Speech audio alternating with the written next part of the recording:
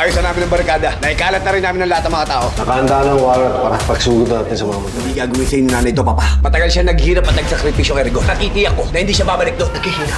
Tayo! Pagkagawin nila ako! Magay kayo dito! Di ba na?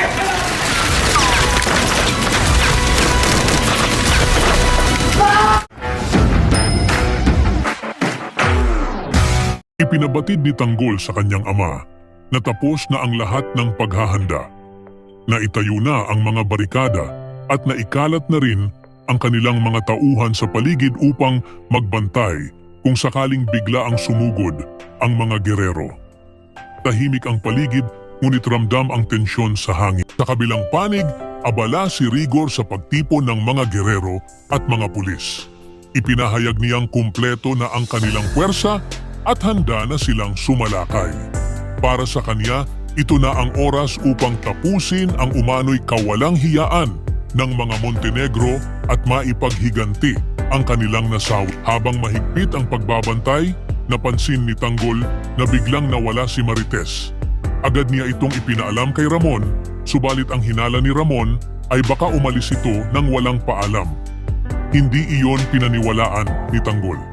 Alam niyang malabong gawin iyon ni Marites, lalo na't kay tagal nitong nagtiis sa kalupitan ni Rigor. Samantala, may ibang balak si Olivia. Binalaan siya ng isa sa kanyang mga tauhan na nagkakakulit na ang pamilya Montenegro. Ngunit imbes umatras, ay agad niyang sinindihan ang oven kung saan nakakubli si Marites. Nagulat ang kanyang mga kasama at nagtaka sa kanyang hakbang, ngunit hindi siya nagpatinag. Pagkasindi ng apoy, tiwala si Olivia na hindi na makakaligtas si Marites. Sa loob ng oven, nagising si Marites at nagpumiglas para humingi ng tulong. Sa mga oras na iyon, pumasok si Tanggol sa kusina at nagtaka kung bakit nagtitipon ang mga tauhan. Napansin ni Tanggol ang paggalaw sa loob ng oven at agad niyang inutusan ang isa sa mga tauhan ni Olivia na buksan ito. Sa takot at dahil tinutukan ng baril, binuksan ng tauhan ang pinto at bumungad ang halos masunog na si Marites. Nagapoy ang galit ni Tanggol. Pinabagsak niya ang mga tauhan ni Olivia. Samantalang mabilis na lumabas si Marites at sinugod ang babae. Dumating si Ramon at itinutok ang kanyang baril kay Olivia.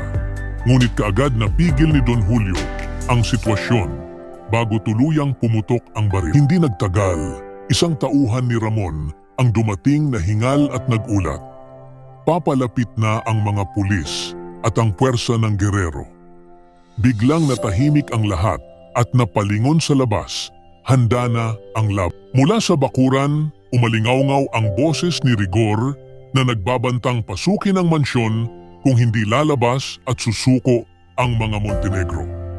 Ramdam ng lahat ang lalim ng banta sa bawat hindi umatras si Tanggol. Lumabas siya at sinalubong ang mga pulis ng walang takot. Sunod-sunod ang putok ng kanyang baril. Isa-isa niyang pinabagsak ang mga sumugod. Sa bawat hakbang ay ipinapakita ang tapang at kasanayan sa labanan. Hindi nagpatinag ang mga kalaban. Nagpakawala ng granada si Hector papasok ng mansyon, dahilan upang matakot at mangamba si Divina. Alam niyang sa dami ng kalaban, malabo na silang makaligtas kung hindi agad aatras. Ngunit hindi pumayag si Tanggol. Para sa kaniya, kailangan pa siya ng kanyang pamilya. Hindi siya uurong kahit mag-isa at napapaligiran ng mas maraming kalaban. Buo ang loob niyang ipagtanggol at iligtas ang kanyang mga mahal, handang ialay ang buhay kung kinakailangan. Ang buong pangyayari ay nagtapos sa sukdulang labanan sa loob at labas ng mansyon. Mula sa maingat na paghahanda ni Tanggol at ng kanyang grupo, pagpapatayo ng barikada at pagkalat ng mga bantay, hanggang sa matinding pagtuklas na ikinulong ni Olivia si Marites sa oven, bawat eksena ay puno ng panganib at tensyon. Agad na nasagip ni Tanggol ang kanyang ina, ngunit bago pa man magpatuloy ang alitan, dumating ang balitang paparating na ang mga pulis at ang puwersa ng gerero. Sa utos ni Rigor na sumuko, pinili ni Tanggol na lumabas at harapin ang kanilang kalaban. Sumiklab ang matinding putukan. Isa-isang pinabagsak ni Tanggol ang mga pulis. Kahit pa naghagis na ng granada si Hector at nagbabala si Divina na tumakas. Sa huli, nanindigan si Tanggol na manatili at ipaglaban ang kanyang pamilya kahit mag-isa at napapaligiran ng mas malakas na puwersa. Ang laban ay nagtapos na bukas.